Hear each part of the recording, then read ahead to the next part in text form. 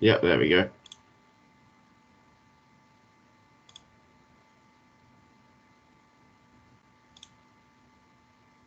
Can you see that now then? I should be back. Yeah. Cool. So your body cells need food and oxygen to create energy. So we breathe in the oxygen and we eat the food, and the body creates energy from it. And then we need to get rid of the waste product, which is CO2, which we normally breathe out. We have two interconnected vital systems that are kind of the most important that we need to look at about diving. They are the respiratory system and the circulatory system. So they are comprised of your veins, mainly your heart and your lungs. So look at respiration. So the mechanics of breathing. So we have inhalation. I'm not a biologist. I'm guessing most of you did GCSE biology. So the ribs kind of expand, brings air into your lungs, all that kind of jazz. So the air we breathe in is 21% oxygen, 79% nitrogen, and then so that's as we breathe in, and as we breathe out, our lungs compress and the ribs squeeze the lungs to get the air out, and we breathe out. The air we breathe out has 17% oxygen, so we don't actually breathe all the oxygen out. So we don't take all the oxygen out when we breathe in. So there is still some oxygen left. Might be worth keeping note of that. That does come up a lot. Don't know if it's in the test or not, but people will regularly ask you about that. We breathe out 4% carbon dioxide and 79% nitrogen. So we basically just swap the oxygen for carbon dioxide. So the lung capacity, we have the tidal volume, which is the top, which normally doesn't get filled. It's kind of your lungs will normally stay, even when you breathe in as much as you can, you don't fully fill them. And the bit that you don't fill is the tidal volume, which from an average person is about half a litre. You've got the vital capacity, which for the average person is 4.5 litres. So this is normally where all the air you're breathing in and breathing out. Most of it is kind of makes up the vital capacity. And then we've got the residual volume, which is 1.5 litres kind of at the end of the lungs that you very rarely breathe out unless you kind of breathe out and just keep breathing and trying to get it out. So that normally just sticks in your lungs basically while you're breathing normally. So the gas exchange, you've got the alveoli, I think that's alveoli, however you say it. There are lots of small kind of bubbles and pockets in the lungs where the gas exchange occurs. So the oxygen is absorbed through the thin walls of the alveoli, and then the carbon dioxide is released back into, kind of deabsorbed from the blood into the air you're breathing. And it requires stimulus to breathe. So like breathing in and breathing out is kind of, you start it off with the lungs, so with the ribs or the diaphragm, depending on how you're breathing.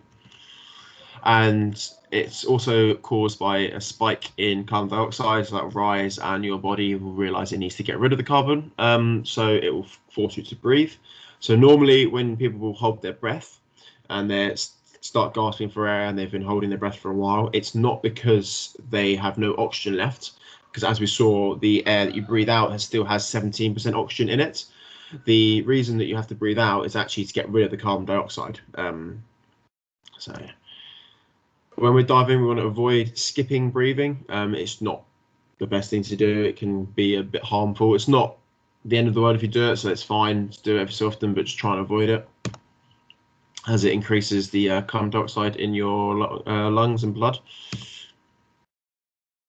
So the circulatory system is the movement of gas in the heart and through the blood. So oxygen is transported from the lungs to your body into the cells via the heart, which then pumps it from the heart through the veins to the rest of your body, where it gets to the rest of the cells, and they can use the oxygen. They absorb the oxygen and do their jobs, whatever their job may be. And then the carbon dioxide in those cells that they produce is taken away via the blood as well to the heart, and then from the heart it goes back to the lungs to get rid of it. So that's all kind of GCSE biology. Hopefully, I don't think that should scare anyone too much. But if you've got any questions, do ask. I don't know if Immie's here yet or not. She might be in the chat if she's here. So we're looking at the breathing rate when you're diving. So this is kind of how much and how quickly you're breathing. You will often need this to take into account when you're planning your dives. It's a useful thing to know. And it has many factors that affect your gas consumption, which could be physical exertion. So say you've been finning really hard to kind of combat a current, for example, to fight the current. You'll start breathing a lot and you'll be consuming a lot of gas. So you've been physically exerting yourself. Carbon dioxide is a factor affecting your gas consumption. So individual variability as well. So some people don't breathe much. So you might have a buddy who doesn't breathe much, and you might come to the surface after a dive, and they might have like 50 bar more air than you, which happens. More experienced divers will become fish basically, and they will hardly need any air to breathe.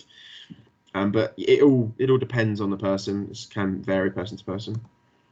So stress, so if you're in a stressful situation where something's gone wrong with someone's equipment and you've had to fix it, or something's happened underwater that you weren't planning for, you might be stressed and you might be breathing quicker and using more of your gas. And then your depth as well. So as we talked about last week, as you go deeper, the pressure increases, and therefore you need to breathe more gas out of your cylinder to fill your lungs the same amount. So when you're deeper, for example, you'll use gas twice as fast as at half the depth. So 10 meters, you're going to be using, say you use 20 liters a minute at 10 meters. It'll be the same as using that'd be the same as using 10 liters a minute at 30 meters, sorry. So when we're diving, it is essential to routinely check and monitor how much gas you've got left. You don't want to end up running out of air because you haven't been checking, and then suddenly you have no air. It's quite a dangerous situation to be in. So just constantly check and constantly monitor your gas supply. We need to look, when we're diving, we need to check if we're fit to dive or if we're too exhausted. This can be looking at your physical fitness. So as you might not think about it, but when you're diving, you're constantly finning, which is like constantly walking or constantly running or jogging if you're finning quite hard. So you actually need to be quite physically fit. Just when I say quite physically fit, a normal kind of level of fitness is fine. You don't get out of breath diving unless something has happened or you've exerted yourself quite a lot for a certain reason. You may also be cold. So when you get really cold, you kind of breathe short, sharp breaths, which uses your gas a bit quicker. So if you can, you just want to try and avoid that.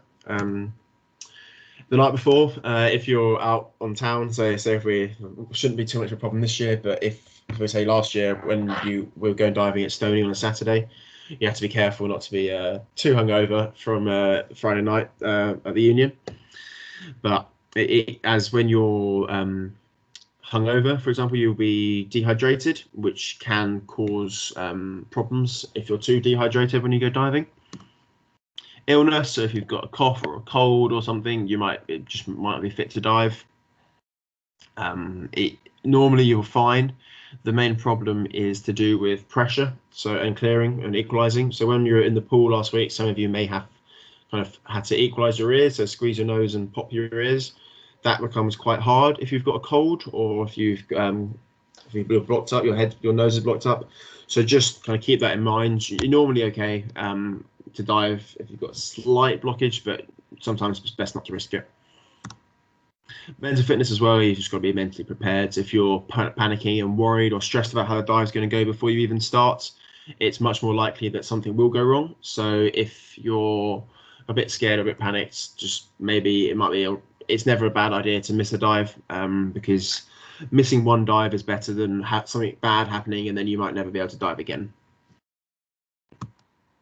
Tiredness, you want to be alert and aware. So if you're too tired, you might not notice something that happens, or you might be slow to react. So it's just something to make sure you're not too tired when you go diving. Anxiety, as I said, so that can be stress, make you worried and more likely for things to go wrong. This is all kind of just a self-assessment thing, so you wouldn't kind of ask each other, "Are you okay?" You do it yourself. So if you think you're okay to dive, then you can go and dive. If you're not sure, then maybe it's best. Maybe you can ask someone else for their guidance, but it's normally best to kind of choose yourself and decide yourself. You can always dive another day, but don't feel like you're peer pressured into doing it. I'm going for a dive. So air spaces, as increased pressure at depth affects air spaces in the body. So what are the main air spaces? You might want to make a note of this. It's something similar might come up in the test. So the air spaces in the body are the ears, the sinuses, your airways, and your lungs. I think that's all of them. Oh no, and your mask. That's not technically in your body, but we'll count that. So that's where air is in your when you're diving. So you've got air in your ears and your lungs, your sinuses. So your sinuses are kind of what connects your ears and your mouth. Really, it's kind of they're behind the cheekbones, behind the forehead. I think there's one kind of near the jaw as well. Might be wrong on that, but there are sinuses all in the head. So those are the ones that we're mainly concerned with as well. Oh, and your stomach and guts, but they're kind of those don't really matter too much for diving. So we'll look at the ears and clearing your ears. So you've got the outer ear, the eardrum, the middle ear, and the eustachian tubes. So the middle ear, which comprises of the eardrum and the eustachian tubes. This is kind of the part where equalization occurs. So if you're diving and you've been at the surface, say the pressure inside your ears and behind the eardrum and in the eustachian tube will be at 1 bar or at 1 atmosphere. As you descend into the water and get deeper, the pressure in the outer ear, so beyond the eardrum and kind of towards your earlobes, it will be a higher pressure. And when we talk about equalizing, we talk about getting the pressure equal between outside the ear and on the inside of the ear. So it's quite important because that stops damage happening to the eardrums, which you don't want to happen, because then you might get perforated eardrum and then you might not be able to hear properly for a while. So don't dive if you have or are recovering from a cold, as I said, or force your ears too much, because you might kind of damage them or kind of pop the eardrum.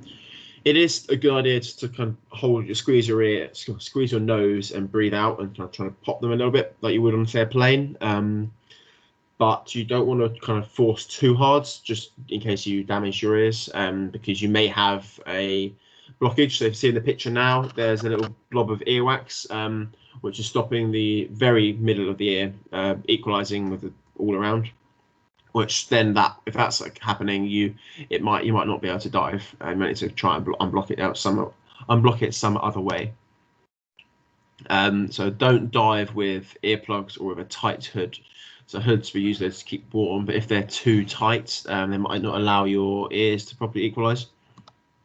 But do ascend to a shallower depth to relieve pressure. So if you're going down and descending and you start having a problem with your ears, you want to start ascending. And if you just ascend slightly to a slightly shallower depth, there's lower pressure and you can clear your ears much better.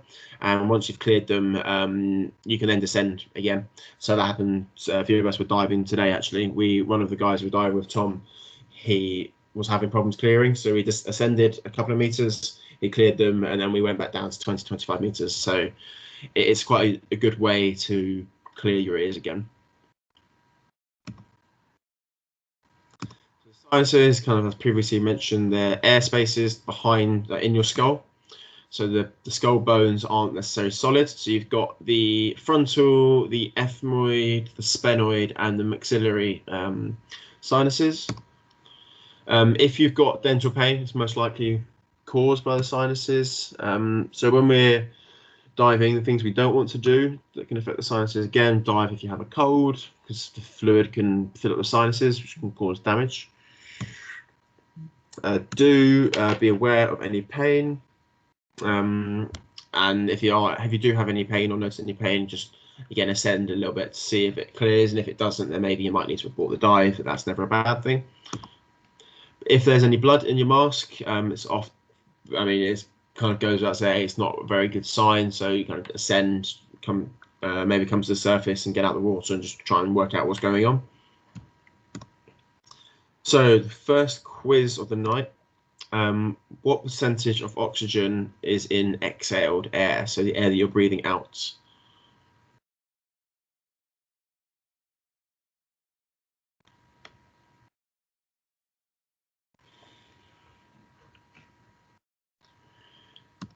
So the answer is 17%. That number is quite important. Well, the fact that you exhale oxygen when you're breathing out is something that we do rely on quite a lot, which we'll come to probably later today, actually later in this lecture. We'll talk about why it's important that we have that extra oxygen in our exhaled air.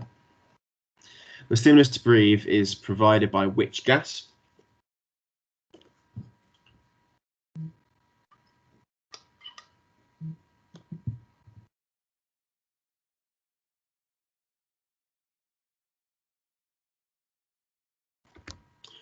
So that is carbon dioxide. So when the carbon dioxide gets too much, you have to breathe the carbon dioxide out, and then you can breathe again.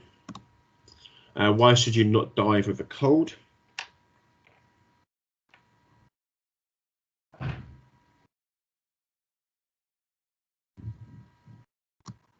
It may result in pain or ruptured eardrums, which is never a good thing. Diving and the effects of nitrogen. So the atmosphere has 79% oxygen and 21% oxygen. The nitrogen is not involved in the human metabolism. So the gas absorption. So there we go. Gas is dissolved into the blood when you breathe in.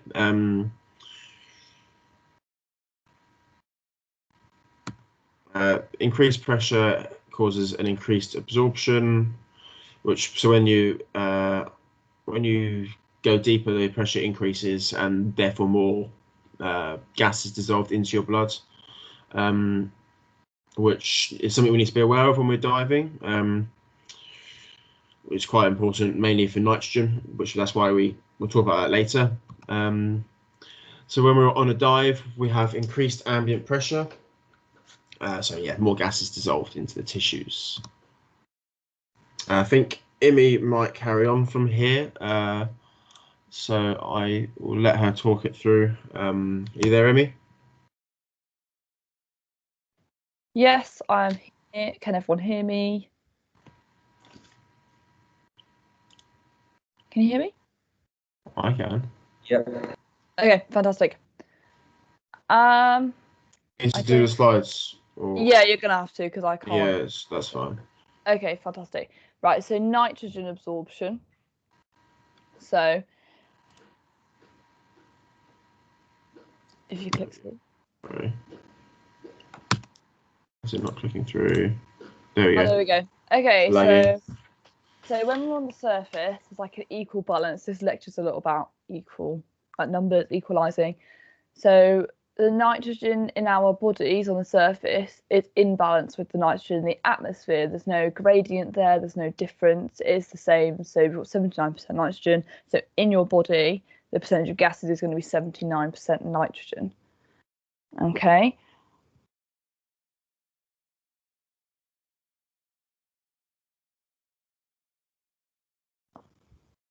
On a dive, however, the nitrogen gets absorbed by tissues. If you click through to the end of the slide, it's probably going to be easier, and I'll just talk through it.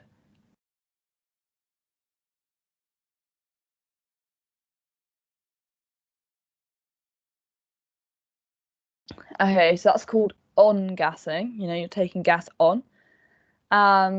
When you go deeper, obviously the pressure is higher, so the on-gassing is increased. There's more pressure, like basically pushing that nitrogen into your body. And also, if you dive for longer, you've got longer for it to push the nitrogen into your body. So that means your on-gassing will be increased. You've got different tissues within your body.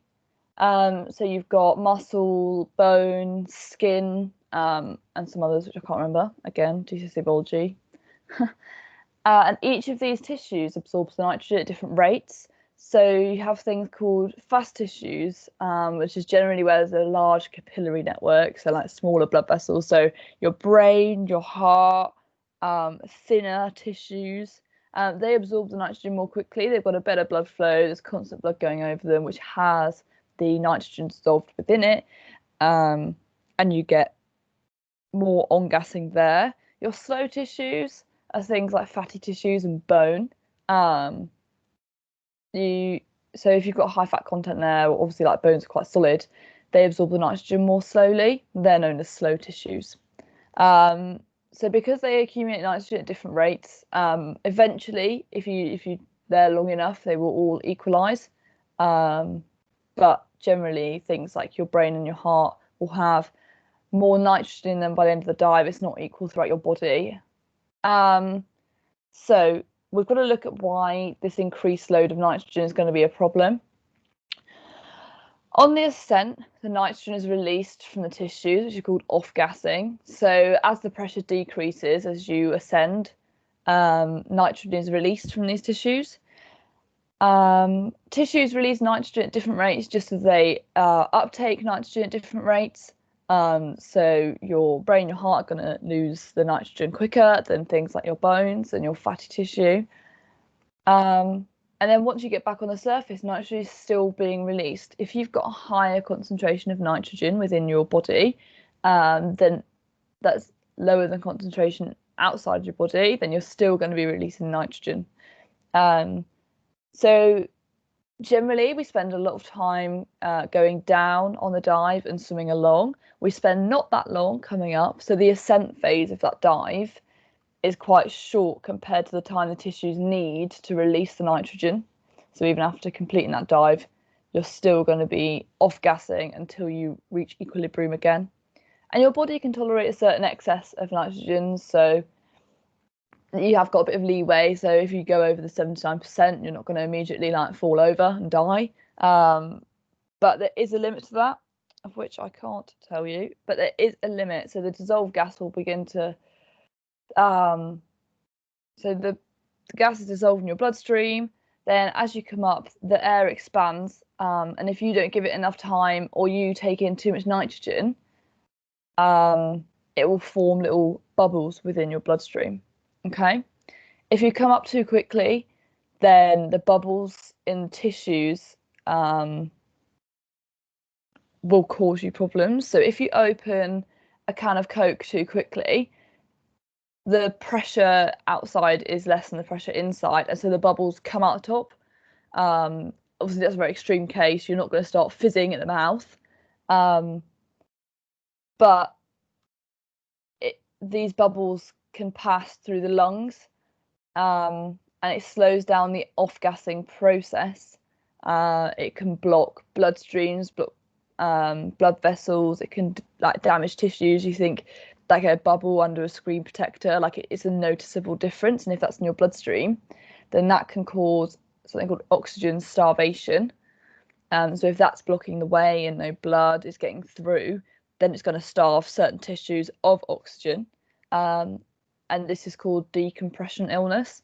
This is one of the main illnesses you'll learn about, but you do not want to hear those words really, unless it's saying, well done, you haven't got it. Okay, you don't want to be hearing those words.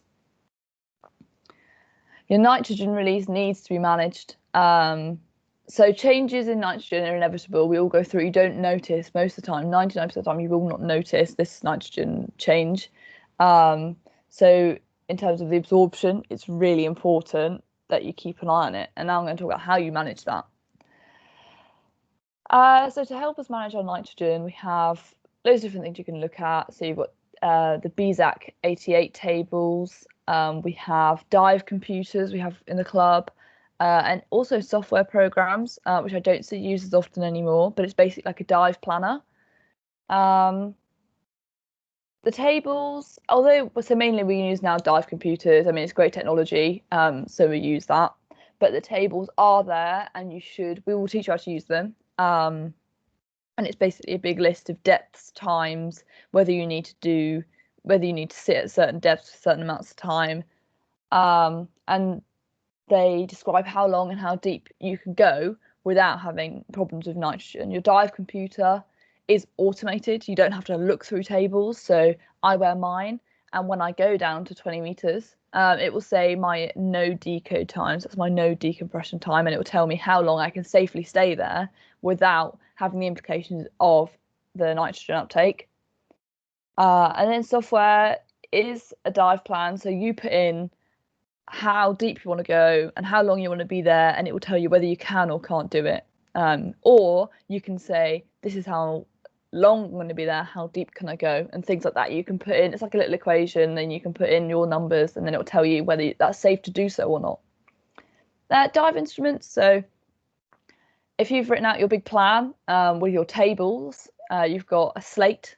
It says at the bottom there, so like an underwater writing slate. You've seen the instructions with them in the pool. That you can write down your dive plan on there. Recommend a watch, so you know what time it is. You can time it. You know that you have 23 minutes, let's say, no decompression time. So you would time then 23 minutes, and you know you have to go up before that timer finishes. A depth gauge, which you will have seen on your regulators when the pool, we ask you to hold them towards the tank or towards the floor when you turn the pressure on, because we don't want them to, because they're high pressure. But on there is your depth gauge as well. It tells you how deep you are, so you can look. And it also records the maximum depth. So when you get out, we can all come and look and make sure you didn't exceed your maximum depth. And then, like I said, a slate. So your decompression procedures. So there's a set standard of procedures to be followed when you're diving a plan with your tools, with your BZAC tables and whatnot. But dive computers are all automatic and sort of this. So the first one is a slow, controlled ascent. You're not going to be shooting to the surface. You're not going to be like a rocket to the top. It needs to be slow and controlled. That gradual change of pressure will allow you to off gas as you come up. So as you can see, here's a dive profile. That first red arrow going down, you should be doing, oh no, I'll tell a lie. So on the right hand side, from the deepest depth to 6 meters, you should only be ascending at 15 meters a minute. Which is quite fast, and normally we don't hit that. Normally we kind of trundle along and look at things as we go up, so it's less noticeable that you're just coming to the surface. And that's what the BZAC tables say, and that is up to 6 meters. From 6 meters to the surface, it should take you 1 minute. So you're not with 6 meters going, oh, I can see the top now, and then you shoot up. You should be taking 1 minute. And computers can do different rates. I mean, some computers are a lot more conservative than others. They tell you, oh no, need to stop here for a bit, but it's better to be on the safe side.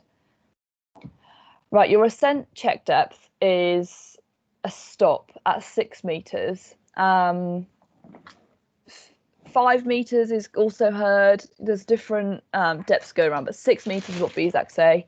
And basically you slow down as you come up, and you stop at 6 meters, and if you check your buoyancy, you should be able to stop there.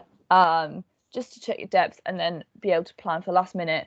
And you stop, you collect yourself, you're like, right, I've got 1 minute to get to the top, and that's it. You just stop there for a bit. You guys, ocean divers, you'll be carrying out no stop diving to your maximum depth of 20 meters, so you won't have to do any decompression stops. So this is the minimum risk of diving. There is very little that can go wrong in terms of decompression. If you're just going to 20 meters and you're doing your no stop dive, you're very unlikely to encounter any of the decompression illnesses that I talked about earlier. Very long or very deep dives. Safety stops. So 3 minutes at 6 meters. That's ascent check depth. That is just to sit there and collect yourself. It's a good practice within BZAC to conduct a safe stop to 6 meters, but some computers say 3 meters. It really just depends. The club computers, please correct me if I'm wrong, are 3 meters for 5 minutes, I think. No, you're wrong. No? Oh. It was, I think it's 6 meters for, it can be up to 5 minutes depending what dive you've done, but normally it's 3 meters at 3 minutes at 6 meters, like it says. But the computer will flash up and it has a big number on it. It says stop, and then it has a number, and then as you're there for a few more minutes, that number counts down. It will start with a 3, for example, then it'll go to a 2, and then it'll go to a 1, and after 2 minutes, and then it'll go to a straight line. And when you see that line, you've completed your safety stop, and you can ascend from 6 meters. Okay, cool. Also, this is a safety aspect. It's not, if you miss it, you're generally not going to be in any trouble. If there was a situation under the water and everyone needed to get out, it's not a problem. You can miss that safety stop. But when you can, which is most of the time, I've never missed one, you just do your stop regardless. I mean, your computer might beep at you, but it's not going to be the end of the world if you really needed to get out of the water. So the next thing I'm going to talk about, oh, sorry, here it says your dive time. It's from when you get in until you get to that 6 meter safety stop. So actually, it's not when you reach the surface. That's not your dive time. So you're going to get in the water, descend, swim along, see some sights at the bottom of Stony Cove, and then you come up to 6 meters. That's your dive time, not when your head pops out of the water.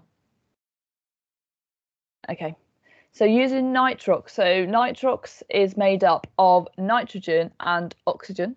It's kind of a little combination of both there, which is where they mix in more oxygen than regular breathing air. So they put in above 22% of oxygen. Because they have a higher percentage of oxygen, they then have a lower percentage of nitrogen. So there's going to be less nitrogen absorptions because there's just not as much nitrogen. Okay. As an ocean diver, when you qualify, you can use up to Nitrox 36, which is 36% oxygen. The number in Nitrox titles tells you what the percentage of oxygen is. Okay, so Nitrox 32 is 32% oxygen, and the rest of it's nitrogen, so you make it up to 100, so that'll be 68%. And then you've got Nitrox 36, which is your 36% oxygen and your 64% nitrogen. So the benefits of using nitrox, we don't use it very often, I must say, but you have a reduced risk of decompression illness when you use it with an air table or a computer. So if you use air tables or you set your computer to air mode, because there's different modes on there, you can change it to nitrox. It will then still assume you've got 79% nitrogen, so it will calculate everything based off that. But if you've then got less nitrogen, you're totally going to be safe. Like, it's absolutely going to have no problems with that. And also, some divers find it reduces fatigue, so they feel less tired when diving on nitrox. There's not a lot of evidence to support this, but obviously personal experience. If you've tried it once and you've got out and you felt fresh as a daisy, then obviously maybe it's for you. It is more expensive, but we'll go through the disadvantages now. So you can still suffer from decompression illness. You're still being exposed to nitrogen. You're still increasing the pressure on yourself, so you're still going to be on-gassing, albeit at a slower rate. If you stay over your dive time because you think, oh, my computer's being conservative, like I can just ignore that. No, you can't. You set it to air mode for a reason. You want to stay within the limits that it sets. If you've had alcohol, whatever, all affects whether you can get DCI. So some methods of filling the cylinder with nitrox, they expose it to 100% oxygen. So they'll put your oxygen in first, then top it off with nitrogen, rather than having a premix made that they pump into the cylinder. This then means that your cylinder needs special cleaning to be able to accept that oxygen. Our cylinders aren't oxygen cleaned because we don't fill them with nitrox. We don't have the facility for that at club. But if you take your cylinder to Stony Cove and ask them to fill it up with nitrox, they'll ask you whether it's been cleaned. And then you've got oxygen toxicity. So if you've got more oxygen in the mix, you will then be at risk of oxygen toxicity, which I will talk about now. And I know it seems like it, but you put more nitrogen in to get rid of the risk of nitrogen like onloading, and now you've got more oxygen, and now you've got a problem with the oxygen, but we'll talk about it now. So oxygen toxicity is quite unlikely to affect you guys, just due to your depth and what kind of dives you'll be doing. You're not quite likely to experience it. you've got acute oxygen toxicity, which is when oxygen's breathed in a combination of higher percentage of oxygen, so a high nitrox mix, and a high pressure, so a deeper depth. So the higher the oxygen percentage, the deeper the depth, and the longer you're there for, the more likely you are to experience this. So if you're deeper, the pressure's increased, you're experiencing higher levels of oxygen. Your oxygen toxicity determines your MOD, which is the maximum operating depth, but staying within that maximum isn't exactly going to keep you from getting oxygen toxicity. It's a maximum. It doesn't mean you have to reach that depth. You know, if your maximum depth's 18 meters, doesn't mean you have to go to 18 meters. It just means that is the absolute maximum you can reach. Okay, and your dive duration. So if you're breathing that oxygen at high pressures for a long time, that's also a major consideration. And finally, the higher percent of oxygen will increase the risk. To avoid it, we analyse the cylinder contents. So we have a little analyzer that we use to find out what percentages of oxygen you've got in there, and it lets you know exactly what you're breathing. Knowing the percentage of the mix allows you to accurately know your maximum operating depth. Never exceed that. There's a whole world of trouble if you go past that maximum. Ideally try to stay above it. You know, it's not a goal, it's a maximum, like I said. It's unlikely that the maximum operating depth will be above 20 meters, but you guys are staying within your 20-meter limit anyway, so it's not too much of a drama. Your signs and symptoms of oxygen toxicity. Okay, so how to spot it if you think you or your buddy has it. You'll have sight or hearing disturbances, so dizziness, nausea, seeing like weird colours. That's a bad sign. So, I mean, it's not visible to your buddy, but it's visible to you. Maybe you could be like, oh, tap them, look, I've got a problem, I can't see, or something. Your muscular twitching, so your face, your lips, your fingers might begin to twitch. In serious cases, you might have convulsions or fits. It's only in a very serious case, and this would be a very bad situation, but basically you can increase your risk of drowning then if you spit your regulator out by accident. And unconsciousness. If you go unconscious, it can have potentially serious consequences, obviously, because you're not controlling your buoyancy then, you're kind of just left to it. But then we guys are trained to help you guys out, so it's okay. And the treatment. So you're restricted to 20 meters and maximum of 36% nitrox, which should basically eliminate the risk of oxygen toxicity, as long as you follow the rules. In the event of something happening, your buddy saying, my eyes have gone funny, my arm's twitching, like, oh my God, return to the surface. If they can do it themselves, if you could say, let's go up, and you can go up and you come up a bit, you do safety stop because it's not too much of a drama. You can completely dive as normal, but you need to come up to the surface ASAP. You're not going to finish looking at the wreck you're on. You're going to go, right, guys, we're going up. If they were convulsing or having a fit, or they weren't able to look after themselves, then you as a buddy would then have that responsibility to go and help them out and execute a rescue. Avoiding oxygen toxicity. There's a number of controls that's been put in place to reduce the risk for you guys. You've got your depth limit of 20 meters, like I said. You've got your maximum nitrox mix, 36%. So no drama. If you adhere to those, it's very unlikely you'll see it. It's more deeper dives, longer dives, higher percentages, above 36. So you're very unlikely to come across this. You plan your dives using an air table. Obviously, the air table is going to be a lot more conservative because they're not taking into account the fact that you've got less nitrogen. So that will then increase the safety of your dive. Nitrox handlers, I mentioned one of these briefly. We've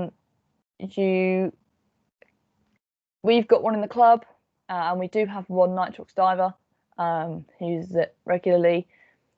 You follow the manufacturer's guidelines. for using them, but essentially they will tell you what percentage of oxygen is in there, and it shouldn't vary by more than 1% either way. So if you're looking at a 36% mix, you can range then from 35 to 37. But then if you've got 37% or anything more, you should be going back to whoever filled it and said, no, I've asked for 36%, this is not right, I can't use this. And then also, if it's just a bit off, if it is like 36.9, it probably would be worth going back to the fill and being like, look, this is fine, it's within my limits, but I think you should have not put that much oxygen to my mix. All cylinders that are using for nitrox should be clearly marked with the percentage and the maximum operating depth. So we have breathing air. So on all cylinders it says breathing air or breathing gas, breathing air. But nitrox cylinders are generally green and yellow markings on them, as the same as this nitrox analyzer actually, and will have what percentage is in there. The depth will be on there, which is your safe depth for the nitrox mix. And like I said, follow the manufacturer's guidance for how to use them. Some of them screw onto your cylinder, some of them just take a little sample. It just depends. Okay, so actually using one of these, ideally you want to check the mix yourself. If you're breathing it, you should be checking it. You breathe your air, so you check your air in a body check. Okay, so you should be checking your nitrox mix yourself. You calibrate the analyzer to air. So when you press calibrate, it should say hopefully about 21%. And then it's calibrated, it's doing the right thing. I mean, if it says like 33, it's clearly not right because we don't have 33% oxygen in the atmosphere. So then there'd be a problem with your sensor, and it wouldn't be ideal to use it on your cylinder. Then you keep the flow rate low and even. So you open the cylinder. So this would screw on these pictures. You screw it on, and you open the cylinder valve slowly. You don't whack it open like we would do with a pair of regulators. Slowly open it, and you'll hear the gas gently hissing out. You are putting the analyzer next to the outlet, so where you'd normally screw your regulators in, and then it will take in the air and analyze it for you. Take a reading, and then close the valve on your tank. You don't want to lose too much of your mix that you've just paid nice money for. Avoid windy conditions. So if you're holding your sensor next to it and the wind's blowing all the nitrox away, you're not going to get a very good reading. So if you could do it somewhere sheltered so that the actual nitrox mix stays around the analyzer, then that would be ideal. Avoid moisture. So water vapor will reduce the life of the actual oxygen sensor within the analyzer. So getting it wet means you'll have to change it more often, and also it'll become inaccurate. So try and avoid moisture. And then store your analyzer away from elevated oxygen levels. So if you leave it in a high oxygen environment for a very long time, it will get used to that, and then it won't give you as good results. If you're using a filling station, e.g. you're not filling it yourself, which we don't, the people in there will have high-tech kit and they'll know exactly what they're doing. So it's best to do it yourself. You check it yourself. You can take it back to your dive. You can bring it back home and test it yourself again. But the technician will analyze the gas in your presence. So while you're stood there, you'll go, excuse me, mate, can you just check that? And they'll show you what it says on their reader. All breathing gas should be checked on receipt and rechecked immediately after putting all your kit together. The filling stations may require a signature to confirm the percentage supplied. So you'll go up, they'll show you the analyzer and the percentage on it. It will say, I don't know, 32%. And then they'll be like, can you sign this paper to say that I've showed you it and it says 32%? You'll go, yes, and then you sign it off. And then you will also need to give them your qualification. So if you've asked for 40% nitrox and you give them a card and they're like, you're not qualified to use that, they just won't give it to you. They'll probably check before rather than, filling it all and then realising you can't have it. They'll probably check beforehand. Okay, so we've got quiz number 2. What are the signs for and the symptoms of oxygen toxicity? So that's the result of too much oxygen.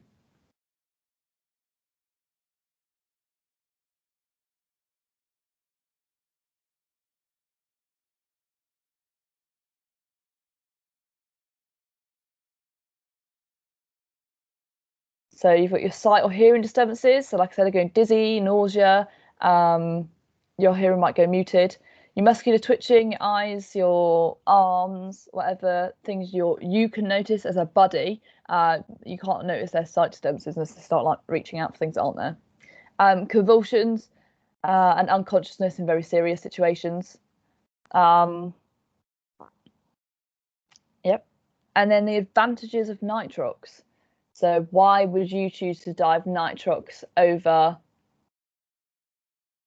normal air?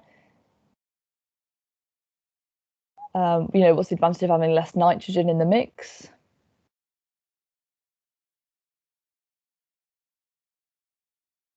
Oh.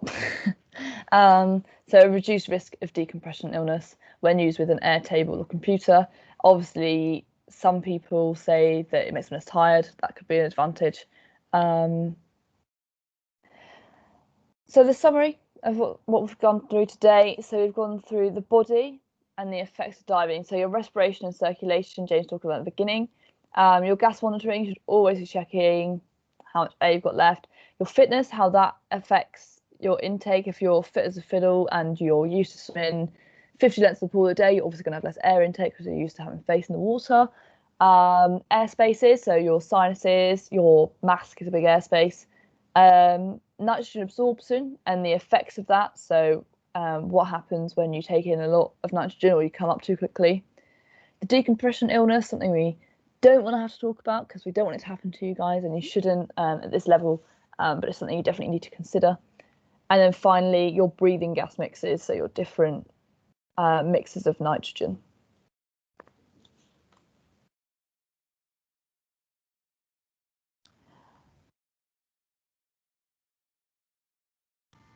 Cool. Thank you, Immie. One thing, guys, I know you guys aren't in the pool tonight, but when you come next week, can you make sure to bring your student IDs with you? It's just otherwise we have to log and tell them exactly who's been there. Whereas if you just come and scan your student IDs when you come in on the turnstiles, then they know exactly who's been in. So it's just for the COVID stuff at the moment. Normally we kind of they're not too bothered, but it's quite important still at the moment. So you can remember that for next week. One more thing, I had a few emails today of people that couldn't make lectures. I know it's not the end of the world for you guys because we record them and then we can watch them later, but it is nice just for you to send us an email so we're not waiting for you to turn up. I know it's a bit preaching to the people who don't need it because you guys all turned up, but if you're not going to be there for 1 week for whatever reason, just let one of us know, message the Facebook page, email me, it doesn't really matter, just so we're not waiting around in a lobby just for people that aren't coming this week. Cool. We've got another lecture next week. I think it will be at 10:02 again, or it'll be 10:02 or 6 o'clock. Just check the email that comes out from Leo. But yeah, no pool session this week, but obviously theory and pool next week. Have we got any update on Go Dive, Immie? Do we know if they're coming? I know that they're coming. I am not sure when. Obviously, for now, you guys can use all the club kit, but they will be coming. Hopefully by the end of November, so within the month. And you might even be able to, swing some kit as a Christmas present. If you guys want fins, you want mask, your own mask, so you can spit in it and don't have to worry about it like being someone else's, and then fit properly. Things to keep you warm in open water when we start going out there. They're quite limited within the club, so it might be worth you guys having a look. But yes, I will keep you all updated. Hopefully I'll have some news on it next week. But within the month, if you save a little bit of your moolah, you might be able to buy some dive gear. Cool. All right then. Hope you guys enjoyed tonight, and we'll see you again next week. If you've Thank got any you. questions, just stick around. If not, you guys will head off. We will upload this recording. If you stop the recording, we'll upload it on YouTube. Yep.